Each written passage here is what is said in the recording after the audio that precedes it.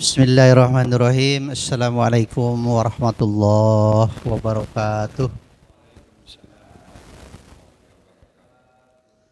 Alhamdulillahi alamin.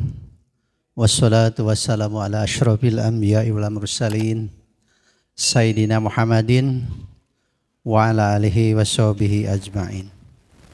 Rabbi israh li sadri wa yassir li amri wahlul uqdatam min lisani yafqahu qawli. Amma ba'du. Hadirin jamaah Masjid Riyadhus Shalihin, pertama-tama marilah kita panjatkan puji dan syukur kehadirat Ilahi Robbi. Alhamdulillah pada kajian rutin malam Senin kita dapat hadir. Mudah-mudahan kehadiran kita ini membawa berkah bagi kita semua, dan tentunya insya Allah akan kita menambah wawasan keilmuan khususnya di bidang agama yang tentunya akan menjadi bekal kita kelak di akhir hayat.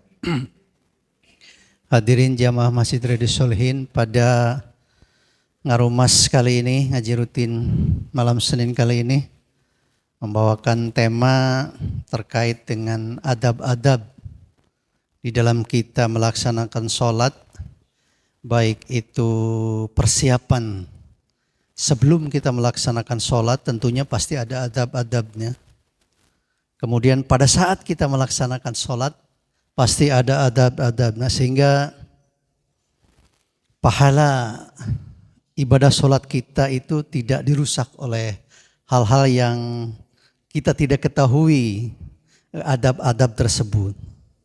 Barangkali sesuatu hal yang biasa yang kita lakukan tidak sadar, padahal itu adalah sesuatu yang merusak nilai ibadah di dalam sholat kita. Oleh karena itu, sholat ini kan sangat penting dan sangat mendasar. Sholatu imaduddin, sholat itu tiangnya agama. Sholat itu adalah ibadah yang pertama kali dihisab. Oleh karena itu kita harus benar-benar melaksanakannya dan mengetahui apa saja sih sebenarnya adab-adab di dalam persiapan kita untuk melaksanakan sholat, dan adab-adab yang ketika kita sedang sholat agar nilai ibadah sholat kita tidak dirusak oleh kebiasaan-kebiasaan kita yang tidak disadari. Dan pada malam hari ini kita bersama guru kita Al-Ustadz Bapak Dr. Andes Haji Pipin Tajuddin. Untuk itu waktu dan tempat kami persilahkan. Assalamualaikum warahmatullahi wabarakatuh. A'udzu billahi minasyaitonir rajim. Bismillahirrahmanirrahim. Alhamdulillahi rabbil alamin, nahmaduhu wa nasta'inuhu wa nastaghfiruh. Wa na'udzu billahi min syururi anfusina wa min sayyiati a'malina. May yahdihillahu fala mudhillalah wa may yudlilhu fala hadiyalah. Asyhadu an la ilaha illallah wahdahu la syarikalah wa asyhadu anna Muhammadan abduhu wa rasuluhu la nabiyya ba'dah. Wassalatu wassalamu ala asrafil anbiya'i wal mursalin wa ala alihi wa sahbihi ajma'in, amma ba'du. Hadirin kaum muslimin ahli pengajian Riyadhus Shalihin rahimakumullah. Pertama-tama tentunya mari kita panjatkan puji dan syukur kehadirat Allah Subhanahu wa taala. Alhamdulillah pada kesempatan di malam ini kita bisa melaksanakan salah satu kewajiban kita, yaitu thalab ilmi di Masjid Riyadhus Shalihin. Mudah-mudahan ikhtiar kita, usaha kita untuk melaksanakan taqarrub kepada Allah, melaksanakan salah satu kewajiban kita di haflah ini, Allah Subhanahu wa taala menambah rahmat dan maghfirah kepada kita sekalian. Amin ya rabbal alamin. Salawat serta salam senantiasa tercurah kepada junjungan alam Nabi Muhammad sallallahu alaihi wasallam, kepada keluarganya, para sahabatnya, dan mudah-mudahan kita sekalian yang insya Allah turut menjalankan ajarannya sampai akhir zaman, dan mudah-mudahan kita sekalian menjadi umatnya yang mendapat syafaatul uzma di hari kiamah. Amin ya rabbal alamin. Jamaah rahimakumullah, waktu tak terasa bahwa pada malam hari ini sudah malam yang ke-20 dari bulan Sya'ban. Sekitar 9 atau 10 hari lagi kita akan menginjak kepada bulan Ramadan. Oleh karena itu, patut bagi kita selaku muslim untuk mempersiapkan diri ya menyambut bulan Ramadan ini. Mudah-mudahan kita sekalian diberkahi umur oleh Allah Subhanahu wa taala, dipanjangkan umur bisa sampai kepada bulan Ramadan, mengalami bulan Ramadan. Sebab bulan Ramadan adalah bulan yang sangat diagungkan oleh Allah Subhanahu wa taala. Dan bila hamba Allah melaksanakan ibadah di bulan Ramadan itu, ya, maka dilipat gandakan segala pahala ibadah kita, amal kebaikan kita. Man shoma ramadhana imanan wahtisaban ghufira lahu ma taqaddama min dzambi. Jadi barang siapa yang melaksanakan ibadah saum karena Allah, ya, dengan iman, percaya dan yakin adanya pahala dari Allah Subhanahu wa taala, maka akan diampuni segala dosa-dosa kita yang telah lalu.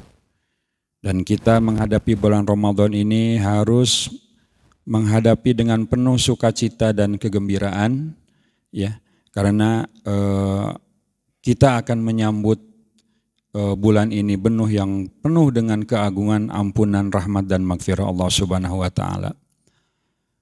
Man fariha bidukhuli Ramadan harramallahu lahu jasadahu ala niran. Barang siapa yang bersukacita, barang siapa yang merasa bergembira dengan datangnya bulan Ramadan, maka Allah akan mengharamkan jasadnya masuk ke dalam neraka.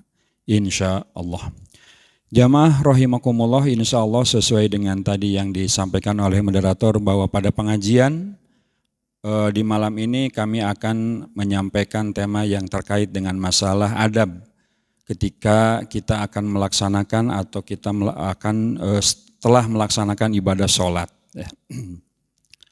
Insya Allah ada beberapa poin terkait dengan tema ini yang akan kami sampaikan, dan jamaah dipersilakan setelah saya menyampaikan penjelasan dari kitab-kitab fikih, kitab-kitab agama, kitab-kitab yang dikarang oleh para ulama terkait dengan tema ini, untuk menyampaikan pertanyaan atau hal-hal yang memang tidak dimengerti dan dipahami.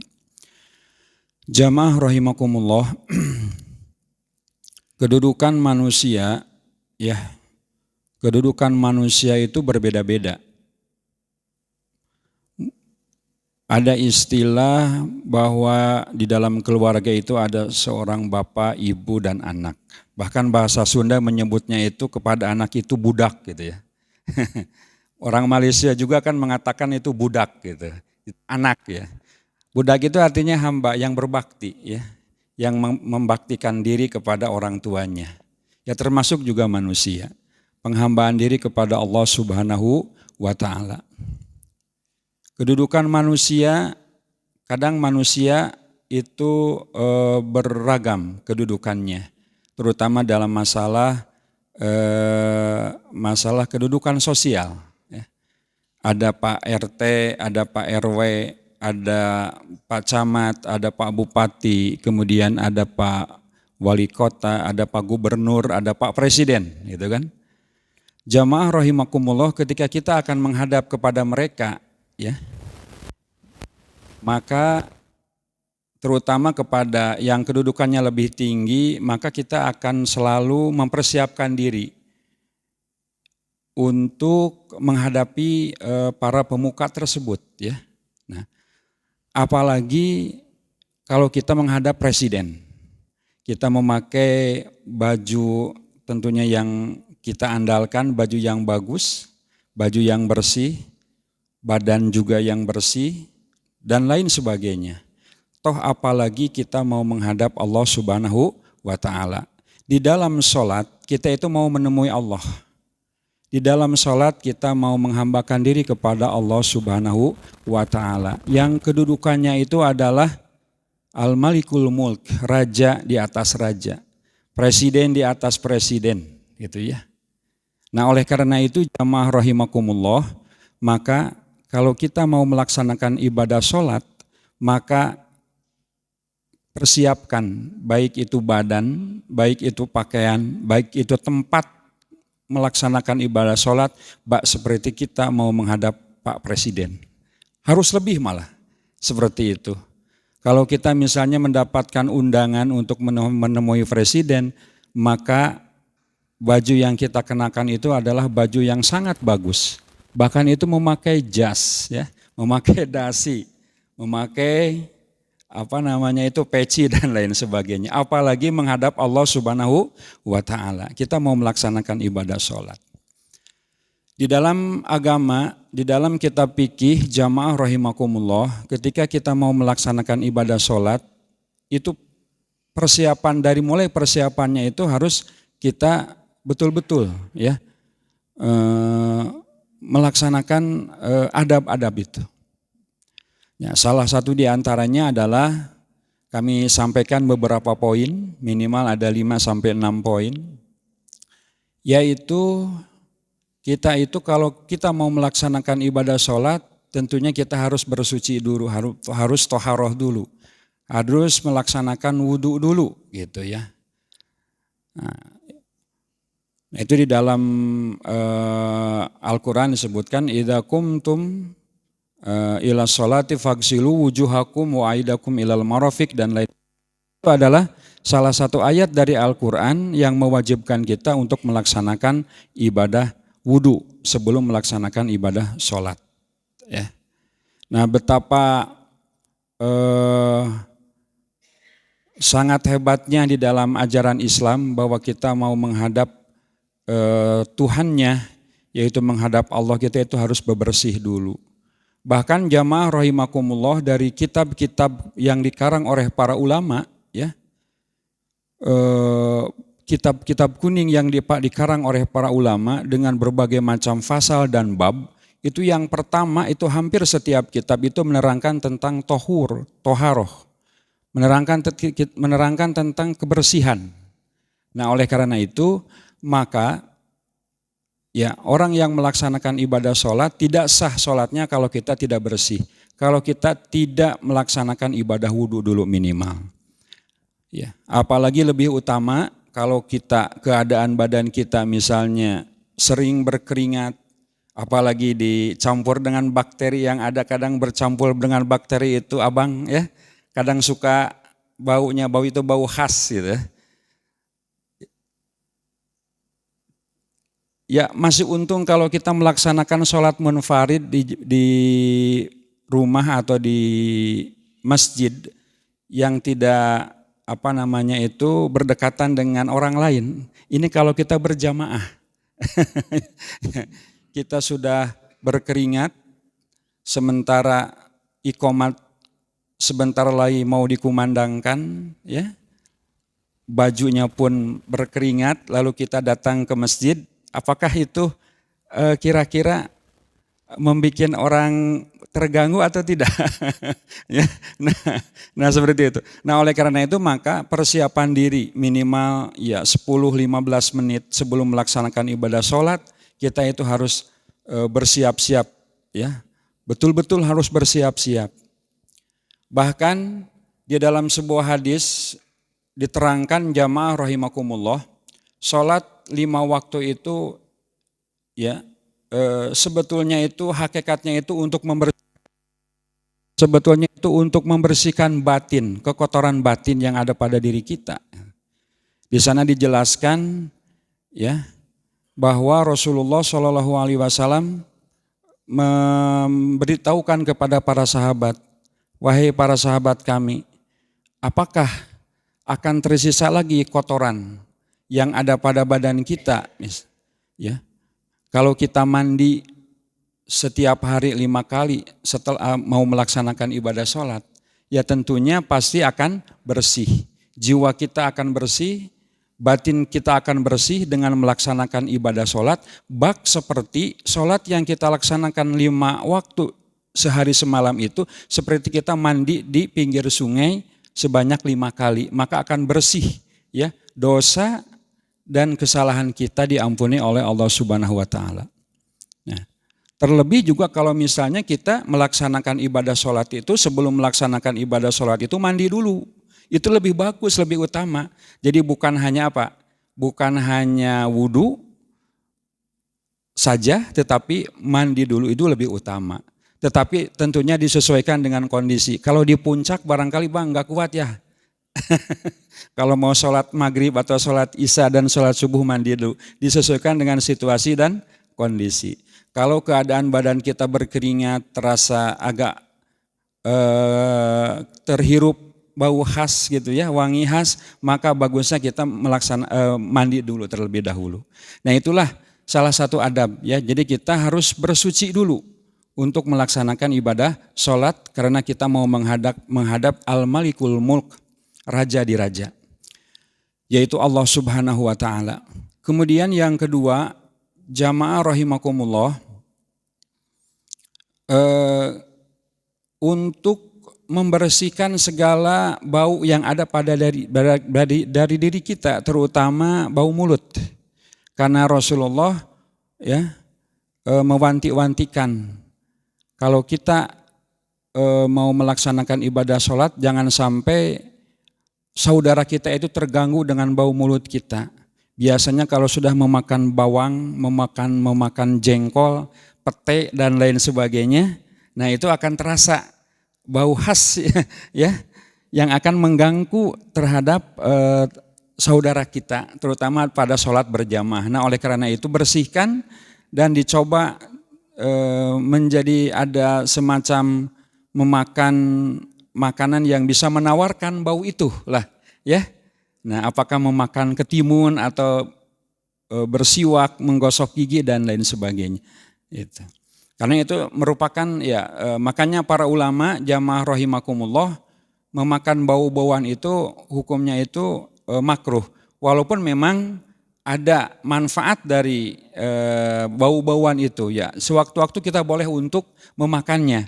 Tetapi kita juga jangan lupa untuk bisa menawarkan bau itu supaya nanti pada pelaksanaan sholat berjamaah jangan sampai mengganggu terhadap kenyamanan melaksanakan ibadah sholat yang lain.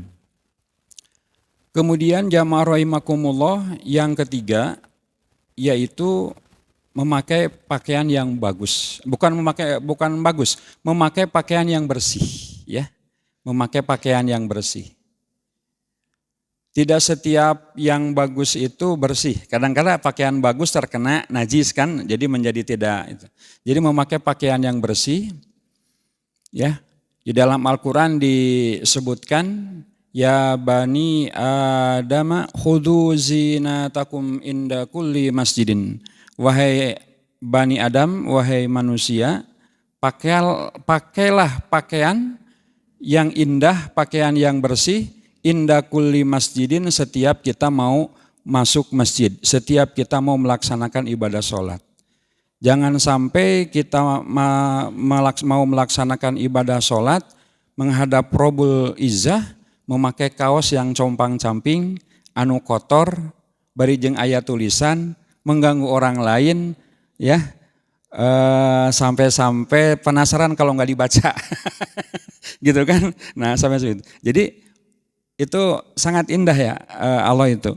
Khudhu zinatakum inda kulli masjidin. Pakailah pakaianmu yang bersih ya, yang indah gitu ya. Setiap kali kalian mau melaksanakan ibadah sholat. Jamaah rahimakumullah, adab yang ketiga ya, yaitu keempat. Nah, adab yang keempat tentunya sebelum kita melaksanakan ibadah sholat ada seruan adzan. Nah, jamaah kaum muslimin rahimakumullah disunatkan untuk menjawab panggilan adzan. Ya. Jadi apa yang dibacakan oleh muadzin maka kita jawab dengan kalimat yang sama ya yang dibacakan oleh muadzin kecuali pada bacaan hayya 'alas shalah dan hayya 'alal falah. Pada bacaan hayya 'alas shalah dan hayya 'alal falah kita membaca apa? La haula wala quwata illa billah. Kalau dari mulai Allahu Akbar kita baca Allahu Akbar, Allahu Akbar.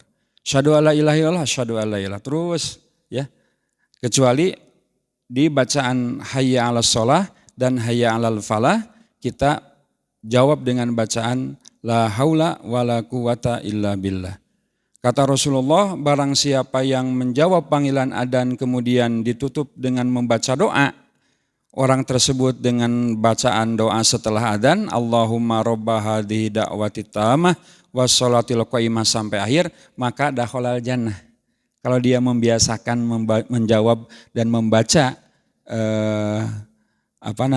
doa setelah adzan, maka dia akan dimasukkan ke dalam surga karena akan mendapatkan pertolongan Allah dan Rasulnya, mendapat syafaat dari Rasulullah Shallallahu Alaihi Wasallam. Ya, akan mendapat wasilahnya, mendapat syafaatnya dari Rasulullah. Hanya memang jamaah rahimakumullah ada satu kalimat doa yang disampaikan oleh para ulama, oleh jumhur para ulama di dalam membaca doa iqamah. Kita barangkali belum menemukan keterangan ya, kecuali kita telah menemukan keterangan doa ba'da adzan. Di dalam iqamah itu ada memang bacaan yang dibaca setelah qomah, setelah iqamah ya. Ini bukan hadis tapi merupakan hal yang disarankan, dihimbaukan oleh para ulama, sebagian para ulama. Jadi kalau kita mendengarkan selesai mendengar iqamah Allahu Akbar, la ilaha illallah. Nah, bacaan yang dibaca oleh kita adalah bacaan sholawat, ya, bacaan sholawat. Allahumma sholli ala sayyidina Muhammadin wa atihi su'lahu yaumal qiyamah. Itu. Atau sholli ala sayyidina Muhammad boleh. Sholli ala Muhammad. Jadi sholawat. Sholli ala sayyidina Muhammad atau Allahumma sholli ala sayyidina Muhammad wa atihi su'lahu yaumal qiyamah. Wa atihi, ya Allah, datangkanlah su'lahu, ya. Doa Nabi Muhammad yaumal qiyamah, di hari kiamah, agar mensyafaati semua umat Rasul. Agar mensyafaati, menolong semua umat beliau. Jadi Rasulullah itu nanti pada hari kiamat itu akan sujud kepada Allah, meminta kepada Allah agar umatnya itu masuk surga. Ya. Makanya kita berdoa, ya Allah, Allahumma sholli ala sayyidina Muhammad wa atihi, datangkanlah kepada Muhammad su'lahu, yaitu doanya Muhammad yaumal qiyamah, di hari kiamat. Jadi kita juga umatnya berdoa ya kepada Allah agar Allah itu mengijabah, mengabulkan doanya Nabi Muhammad nanti di hari kiamat, ya, supaya umatnya itu masuk surga. Itu ada. Jadi itu keterangan para ulama seperti itu. Allahumma sholli ala sayyidina Muhammad wa atihi su'lahu, itu kan doa ya. Permintaan su'lahu itu. Su'lahu permintaannya yaumal qiyamah, yaitu di hari kiamat. Permintaannya siapa? Permintaannya Nabi Muhammad. Kadang kan kita kalau sudah iqamah, Allahu Akbar, la ilaha illallah, la ilaha illallah, kan gitu kan? La ilaha illallah. Ada yang lebih baik itu. Sholli ala sayyidina Muhammad wa atihi su'lahu yaumal qiyamah. Ya, ya Allah, datangkanlah permintaan Muhammad itu nanti di hari kiamat. Itu yang keempat, jamaah rahimakumullah, adab ketika kita mau melaksanakan ibadah sholat. Kemudian selanjutnya adalah kita berdoa. Ya, berdoa ketika mau keluar dari rumah menuju masjid dengan bacaan bismillahi tawakkaltu 'alallah wala haula wala quwata illa billah. Bahkan ada yang doa yang lebih panjang ya. Allahumma ij'alni nuron fi qalbi wa nuron fi qabri, ya Ustaz ya. Wa nuron fi basyari wa nuron fi basari, kan itu. Ada yang lebih, tapi minimal itu bismillah tawakkaltu 'alallah. Selanjutnya yang keenam, setelah kita menuju masjid, maka kita langkahkan kaki kita ke masjid itu dengan kaki yang kanan sembari membaca Allahumma ftahli Allahumma gfirli waftahli abwaba rahmatik, ya. Atau Allahumma ftahli abwaba rahmatik. Itu yang pendeknya. Boleh Allahumma gfirli waftahli abwaba rahmatik. Nah, kalau pulangnya itu mendahulukan kaki yang kiri sembari membaca Allahumma inni as'aluka min fadlik. Gitu. Allahumma inni as'aluka min fadlik. Atau Allahumma gfirli waftahli abwaba fadlika, boleh. Jadi hampir sama dengan doa yang pertama. Kalau yang pertama itu adalah rahmatik, tapi kalau pulang itu fadlik. Keutamaan rahmatik itu adalah kasih sayang, rahmat dari Allah, ya. Allahumma gfirli, ya Allah, semoga engkau mengampuniku, waftahli, dan membukakan kepadaku abwaba rahmatik, pintu-pintu rahmat. Kalau pulangnya membukakan pintu-pintu keutamaan. Nah, itu adalah yang keenam, adab kita sebelum melaksanakan ibadah sholat.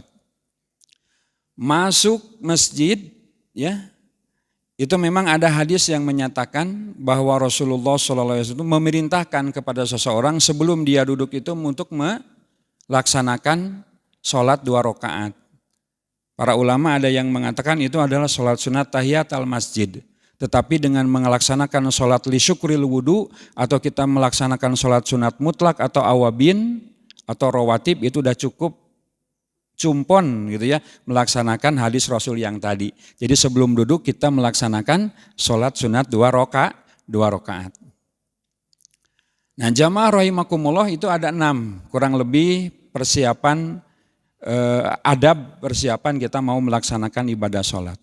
Nah, ketika sholat, ketika kita sudah sampai kepada melaksanakan ibadah sholat, memang ada adab yang perlu kita perhatikan terutama dalam melaksanakan sholat berjamaah.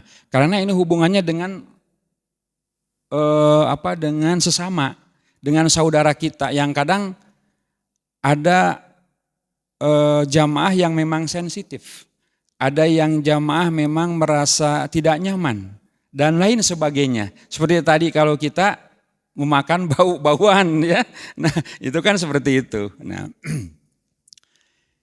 jamaah rahimakumullah, ketika kita sedang sholat, maka adab yang perlu kita perhatikan, dan ini hubungannya dengan penghambaan kita kepada Allah Subhanahu wa Ta'ala. Kita harus menunduk, minimal mata kita itu melihat ke bawah, yaitu melihat ke pangsujudan, ya, ke sajadah gitu. Jangan sampai kita melihat ke atas, tidak boleh itu, tidak boleh, ya. Ada ancaman, kata Rasulullah, ya, apakah kamu ingin kalau kalian sholat lalu mata kalian melihat ke atas, maka seolah-olah ada panah yang akan menancap ke matamu gitu kan. Jadi seolah gitu, Pak. Jadi diancam gitu ya. Kalau memang tidak ada keperluan, nah itu sebagai bentuk wujud tawadu kita, tadoru kita kepada Allah, penghambaan kita kepada Allah Subhanahu wa Ta'ala. Sebab seolah bahwa kita, kepala kita ketika sholat menghadap ke atas itu seperti enggak ada adab. Bahasa itunya apa ya? Bahasa kasarnya takabur lah. Seperti orang yang takabur, di mana para hamba gitu kan, kalau manusia ya, nah itu menghormat seorang raja kan seperti yang tidak adab gitu, tanggah gitu kan, nah gitu kepada pemimpinnya, maka ini pun harus lebih begitu. Jadi kalau kita melaksanakan ibadah sholat, adabnya itu yaitu mata kita itu ke bawah, jadi tidak nenggak ke luhur gitu. Kemudian yang kedua, jamaah rahimakumullah, tidak boleh menengok ke kanan maupun ke kiri. Nah, menengok ke kanan atau menengok ke kiri dengan sengaja, tanpa ada alasan, ya, tanpa ada sebab yang dibolehkan oleh syara, itu tidak boleh kita banyak menengok ke kanan maupun ke kiri. Bahkan itu termasuk hal yang dimakruhkan, ya, tidak boleh. Nah, Kemudian jamaah rahimakumullah, ketika kita melaksanakan ibadah sholat, itu bahkan menjadi batal salatnya ya kalau tidak ada udzur syara yang dibolehkan oleh syara, kita itu sengaja tidak ada sababiyah gitu untuk batuk-batuk mengganggu orang lain. Gitu. Untuk batuk ya. Kecuali kalau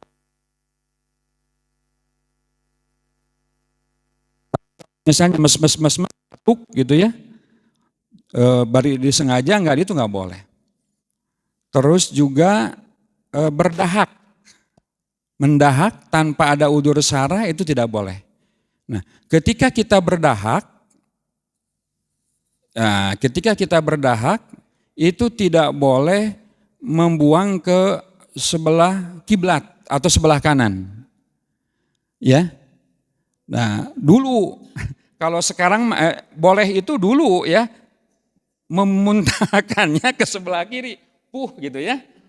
Kalau sekarang dulu itu kan ketika belum ada tehel, belum ada karpet yang bagus seperti ini, itu tanah, itu boleh. Tapi kalau sekarang masa kita berdahak, gitunya, walaupun di kiri itu boleh kan gitu boleh. Nah oleh karena itu maka disunatkan ketika kita sholat itu memakai ini bang. Memakai apa ini? Sorban. Ini salah satu manfaatnya diantaranya gitu kan. Ini memang sunat. Walaupun memang nggak ada manfaatnya misalnya ya, tapi walaupun fungsinya, walaupun nggak ada manfaatnya misalnya, tapi memakai sorban itu telah menjadi sunat Rasul dan ada manfaatnya memang. Ketika kita mau berdahak itu boleh. Nah dengan ini diginikan aja langsung. Ketika kita berdahak karena memang ada udzur syara, kalau tidak ada udzur syara itu malah batal ya. Kalau tidak ada udzur syara yang dibolehkan oleh agama itu batal. Ujuk-ujuk ngaruhak, begitu hayang ngaruhak gitunya, tidak ada yang darurat gitu ya. Itu nggak boleh. Walaupun memang kita harus berdahak karena ada apalah yang menghalangi itu nanti. Nah itu adabnya. Termasuk juga berdehem yang terus menerus, bahkan berdehem yang sampai bisa mengeluarkan huruf yang dapat dipahami dalam bahasa Arab itu nggak boleh. Seperti kia, gitu ya, aya ngadehem. Karena orang biasa ngadehem teh kumaha, gitunya, gitu kan. Tapi emang lain, gitu kan, aya segitu. Itu kop pakai jr, pakai kasroh, ki itu artinya jagalah. Jamaah rahimakumullah, di dalam sholat tidak boleh kita mengatakan perkataan-perkataan tambahan ya dari perkataan manusia yang bukan diperintahkan, disunahkan sesuai dengan anjuran Rasulullah SAW. Kita tidak boleh mengatakan perkataan-perkataan ya selain doa-doa yang telah diajarkan oleh Rasulullah dalam melaksanakan ibadah sholat. Walaupun satu huruf lapad kop jrq itu ada maknanya. Itu ada maknanya. Itu artinya jagalah. Nah itu nggak boleh. Jadi boleh dehem tapi jangan sampai dehemnya itu adalah dehem yang mengeluarkan huruf yang dapat dipahami dalam bahasa Arab. Tidak boleh itu. Ya. Gitu. Gitunya. Kum itu artinya berdirilah kan itu. Seperti ada lapad kop dan mim. Artinya berdirilah. Nah itu tidak boleh. Tapi kalau dehemnya itu dehem karena suara saja yang tidak ada maknanya dan itu memang ada udzur syara karena ada yang menghalangi. Misalnya imam atau kita kalau mau membaca tapi ada seolah yang menghalangi gitu ya, mau meneruskan bacaan, itu boleh saja. Ya, karena ada udzur syara. Nah, itulah jamaah rahimakumullah di antara adab-adab dalam melaksanakan ibadah sholat. Ya. Lalu yang terakhir, satu lagi yang terakhir, jangan sampai mengganggu bacaan saudara sesama muslim yang melaksanakan ibadah berjamaah dengan suara yang jahar. bisa membatalkan salat ya. Itu tidak boleh, bahkan ya lebih kerasnya ya itu batal, tapi itu kan makruh juga ya, makruh. Tapi kalau misalnya sampai mengganggu orang lain sama dengan jaharnya imam, itu tidak boleh. Ya. Itu pun memang ada bacaan sebangsa rukun yang kita tidak boleh kedua bibir kita itu balem, tapi harus ada suara bergerak gitu kan. Minimal dapat terdengar oleh telinga kita sendiri dan maksimal oleh saudara kita yang ada di pinggir kita aja. Ada 4 kalau tidak salah. Yang pertama adalah bacaan takbiratul ihram, bacaan lafaz Allahu Akbar ketika mulai kita setelah niat. Yang kedua adalah bacaan Fatihah. Yang ketiga adalah bacaan syahadat. Yang keempat adalah bacaan sholawat. Dan yang kelima adalah bacaan salam yang pertama. Itu boleh. Itu adalah rukun sabangsa lisan. Ya, rukun sabangsa lisan ayat 5. Yang kita mengucapkannya itu jangan sampai bibir kita itu balem. Tapi harus bergerak gitu ya. Nah itu. Kalau yang lain boleh, dalam hati cek paribasana boleh. Yang 5 itu mah harus gitu ya, di minimal terdengar oleh diri kita sendiri. Bismillahirrahmanirrahim, alhamdulillah gitu. Tapi jangan sampai bismillah, alhamdulillahirabbil alamin gitu kan, ada yang gitu ya. At-tahiyyatul mubarakatus. Nah itu ada yang begitu, nggak boleh itu, mengganggu orang lain itu. Ya, ada yang begitu sampai begitu. Nah itu mengganggu orang yang sholat, itu adab Pak, sesama. Jadi walaupun kita beradab kepada Allah Rabbul Izzah, tetapi kita juga harus beradab sesama saudara kita. Ya. Nah itu barangkali yang dapat kami sampaikan, mudah-mudahan bermanfaat. Mangga, bila ayat pertarasan.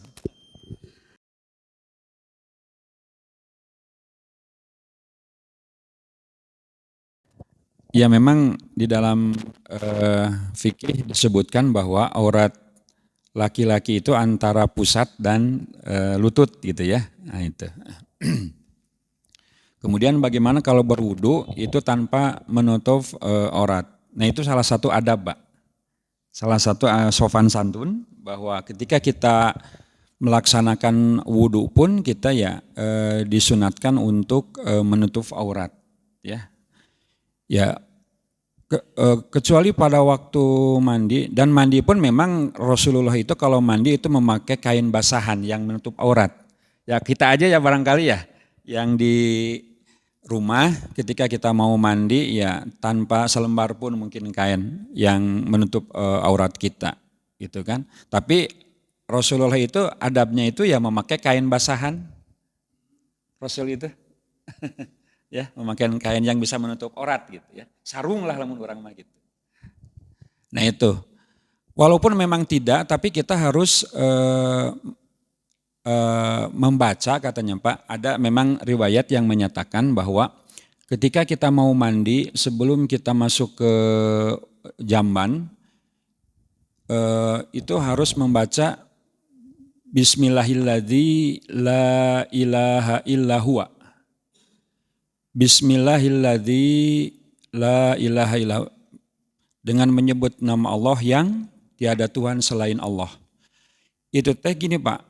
Memang ada riwayat yang menyatakan bahwa ketika manusia itu tanpa mengenakan selembar benang pun, selembar kain pun, itu ahlul gaib ya, makhluk gaib itu kadang melihat diri kita.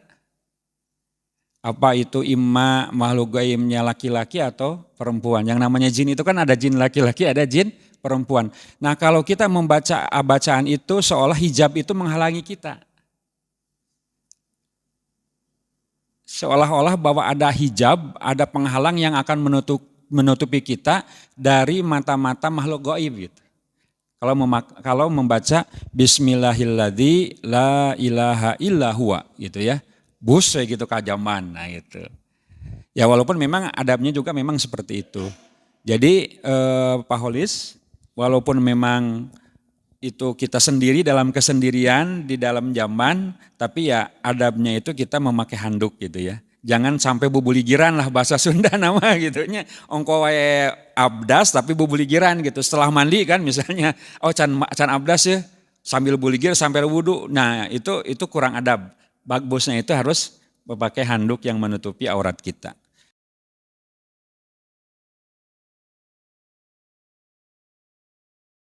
Ya bagusnya memang memakai parfum yang tidak beralkohol, ya, yang tidak memakai alkohol.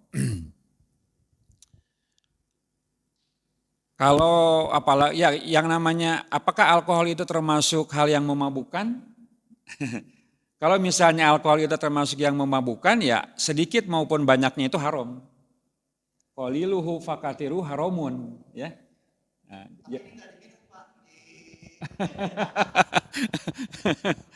Tapi ya kalau misalnya banyak makan alkohol kira-kira dapat memusingkan kepala, memabukkan kita enggak? Pasti kan, berarti itu arak. Itu kan yang namanya atau disebut khomer bahasa Arabnya. Sedangkan khomer itu faqaliluhu wa kathiruhu haramun, sedikit atau banyaknya haram gitu. Yang makanya bagusnya itu untuk ikhtiyat, kehati-hatian, bagusnya memakai wangi-wangian yang tidak beralkohol gitu ya. Seperti yang kecil gitu kan ya, yang dari Arab itu kan ada tanpa alkohol itu. Apa di dalam kemasannya itu ada disebutkan juga kalau beralkohol. Nah gitu seperti itu. Ya, terima kasih.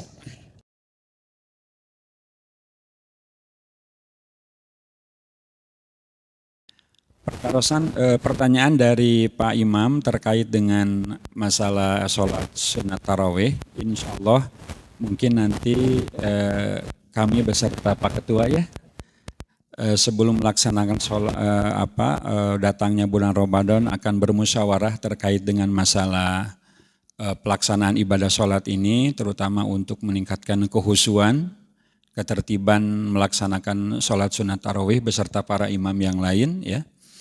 Yaitu memang perlu untuk tartil ya, bacaannya tartil, kemudian juga rukun-rukunnya itu ya tumaninah gitu ya, terutama rukun bangsa gerakan ya, sebangsa gerakan gitu.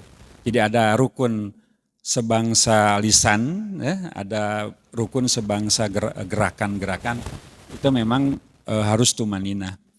Tumaninah itu kan standar para ulama itu menyatakan di dalam gerakan rukun itu kan selama baca berdiam, setiap gerakan itu diam sebentar selama membaca tasbih subhanallah gitu kan, seperti itu. Jadi dari ruku gitu kan, itu kita baca subhanallah langsung cengkat gitu kan, i'tidal subhanallah langsung sujud, itu kan namanya tumaninah.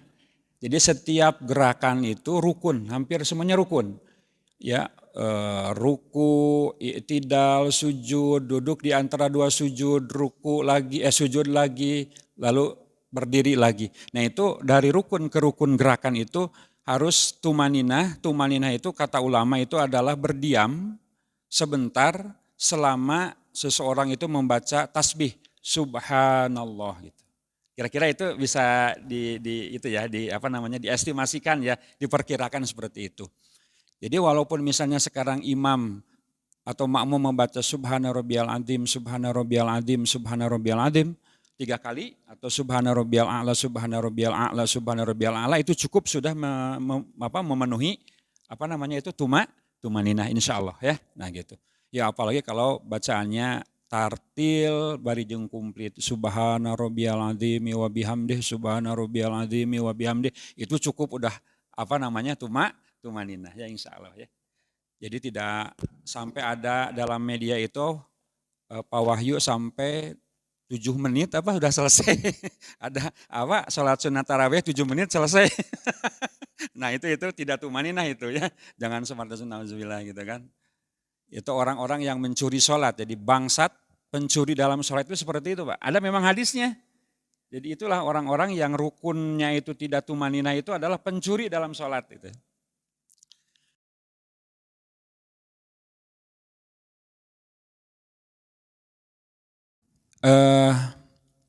Ya kalau memang kita merasa terganggu dan memang ada lolongkrang kita untuk misalnya berpisah gitu ya dengan orang tersebut ya tidak mengapa. Tetapi kalau misalnya nggak ada lagi jalan harus bersama dia, berdampingan dengan dia itu kemudian sab tersebut belum cukup atau lowong belum penuh, itu kita harus di sana. Tidak boleh mun. Duh deui teh lolongkrang di ditu geus parari nuh ka ditu. Hiji deui di ditu sedangkan bersama orang. Nah itu harus kita menggenapi gitu. Menggenapi. Jadi itu ya apa ya? Jadi ngawayahnakeun. Apalagi kalau kita berdampingan di Haromain, Madinah dan Mekah itu berdampingan dengan orang-orang yang maaf kulit hitam. Gak tahu nih ya apakah mandinya itu sehari 2 kali sehari atau 3 kali sehari Pak Imam ya. Itu kita sering di sana ya. Yang tidurnya saya melihat sendiri, mungkin juga Pak Imam lihat sendiri, tidurnya itu Pak di jalan-jalan Pak itu. Tidurnya itu di pinggir-pinggir jalan ya Pak. Terus sholat, apakah dia mandi dulu atau tidak gitu kan, baunya ya ampun. Ya kalau menghindar selama ada lolongkrang untuk berpisah, tafaruk nggak apa-apa. Tapi kalaupun misalnya tidak ada, harus mendampingi kita. Ya, itu. Dan diusahakan yaitu kita harus toleransi juga kepada yang lain. Jadi kita harus introspeksi pada diri sendiri kita akhirnya gitu. Masing-masing individu jamaah di antara kita itu memang harus introspeksi. Maaf, saya juga mungkin harus introspeksi. Apakah mulut kita itu bau? Apakah badan kita itu keringat itu kotor, bau? Apakah belum pakai minyak wangi gitu kan? Nah itu memang harus introspeksi. Alangkah indahnya kalau setiap itu menjaga diri kita, ya badan kita, kebersihan badan kita, wangi badan kita itu akan semerbak harum kan gitu kan, seperti di Madinah ya. Insya Allah.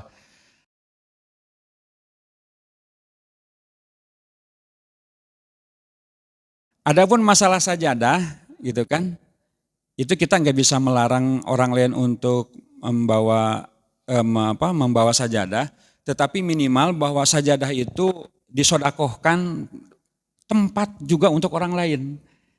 Karena kadang sajadah yang besar itu cukup untuk 2 orang ya Pak Dani ya.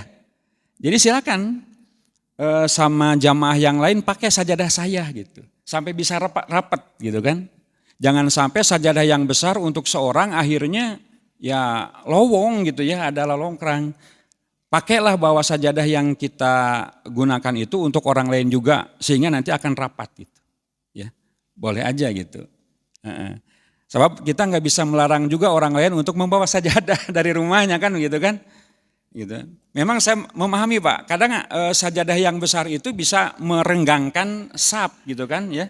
Tapi sekarang jadilah bahwa sajadah yang kita bawa kita sedekahkan untuk ditempati juga oleh orang lain supaya nanti rata gitu kan.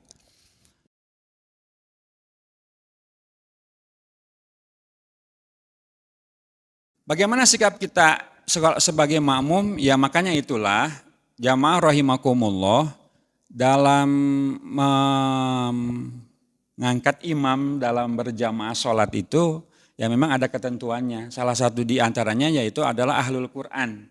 Ahlul Quran itu artinya pertama minimal dalam bacaan, kemudian itu bacaan imam itu mahraj, tajwid dan lain sebagainya itu betul, fasih gitu ya. Apalagi kesananya itu ahlul Quran itu memahami apa makna Al-Quran, memahami apa tafsir Al-Quran kan gitu. Ya minimal bacaannya lah, itu harus betul, jadi itu ahlul Quran. Ya kita mengingatkan saja barangkali.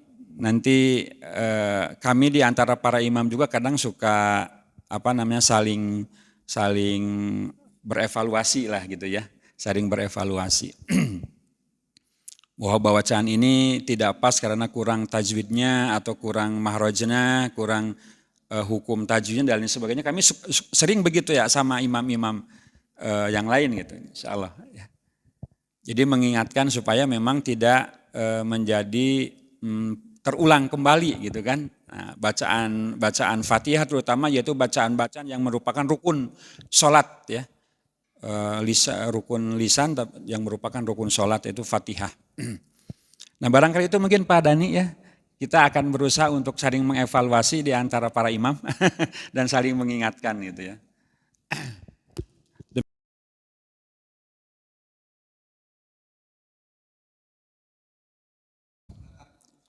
Ya memang ada beberapa adab bagi orang yang sudah melaksanakan ibadah sholat atau orang yang tidak sholat terhadap orang yang sedang melaksanakan ibadah sholat. Yang pertama itu tidak boleh melewati ya, tidak boleh melewati pangsujudan orang yang sholat. Nah itu adanya sajadah itu sebetulnya merupakan sitroh ya. Adanya merupakan sitroh. Jadi batas maksimal itu jangan sampai melewati sajadah itu, tempat sujud dia gitu. Jadi kalau mau melewati itu agak lebih jauh. Ini tidak boleh. Kata Rasulullah ancamannya itu bahwa jadi orang yang melewati orang yang sedang sholat itu kalaulah orang yang tidak sholat itu tahu bahwa melewati orang yang sedang sholat itu adalah dosa yang dapat ditanggungnya, maka ia lebih baik berdiam selama 40 tahun daripada melewati orang yang sedang sholat itu. Itu ada keterangan begitu, itu adab. Kemudian yang kedua, kalau kita walaupun sedang wirid atau dzikir, lalu ada orang lain yang mau sholat, apalagi mau berjamaah, shift kedua misalnya ya. Nah itu ya orang yang wirid dan dzikir itu mempelankan bacaannya. Bahkan ketika kita membaca Al-Quranul Karim yang dijaharkan, lalu kita tahu bahwa ada orang yang sedang sholat secara munfarid, maka suaranya itu dipelankan. Nah itu adab ya. Jadi terhadap orang yang sedang sholat itu. Nah itu, walaupun sholat sunat, ya sholat itu ya. Baik sholat sunat maupun sholat wajib gitu ya. Dan saya juga sedikit menyarankan jangan membuat peluang kepada orang lain atau jamaah lain untuk bisa melewati pada saat kita sholat. Artinya kalau toh ini misalkan sholat sunnah, pintunya di situ, kemudian orang yang sholat sunnah di dekat sininya gitu loh. Sehingga orang nggak bisa lagi jalan ke tempat lain gitu, harus berkeliling ya. Kita juga harus bijak gitu. Utamakan sholatnya kan yang paling depan gitu hisapnya ya Pak ya, sehingga tidak dilewati orang lain. Jadi kita sama-sama saling saling ya toleransi itu gitu. Jadi jangan sampai membuat peluang orang lain untuk berbuat dosa lah, artinya kan gitu. Kita sama-sama gitu. Mungkin itu Pak Ustadz dari saya. Ya tertib dulu gitu. Mungkin itu saja ya, karena memang ini waktunya juga sudah melebihi dari Isya. Ini terima kasih pada jamaah yang telah memberikan saran untuk membahas hal ini Pak Ustadz. Karena ini mungkin menjadi permasalahan kita semua gitu. Dan termasuk juga bagi kawan-kawan kita yang memang belum mengetahui tentang hukum-hukum atau adab-adab tadi. Sehingga kita alhamdulillah pada malam hari ini bisa mendengarkan dan bisa insya Allah bisa mengamalkannya pada hari-hari yang akan datang. Jadi harapannya sebenarnya ya semua itu bisa hadir sehingga nanti kita bisa clear di hari-hari berikutnya. Namun apabila tidak hadir nanti coba kita ya sedikit-sedikit kita jelaskan. Barangkali demikian jamaah. Oh mangga Pak Dani.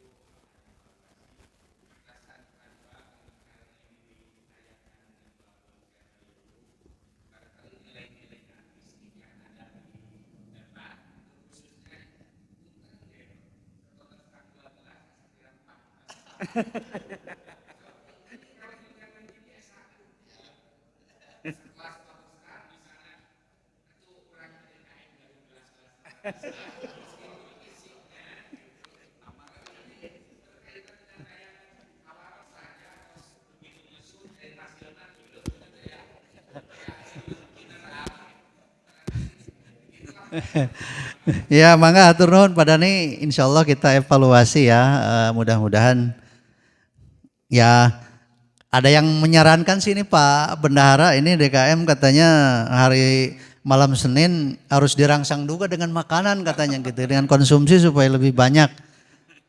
Nah gitu, banyak yang menyarankan jamaah gitu, tapi ada lagi jamaah lain menyarankan jangan-jangan nanti hanya datang karena konsumsi, nah itu sehingga keikhlasan dan ketawaduannya juga nanti akan hilang gitu.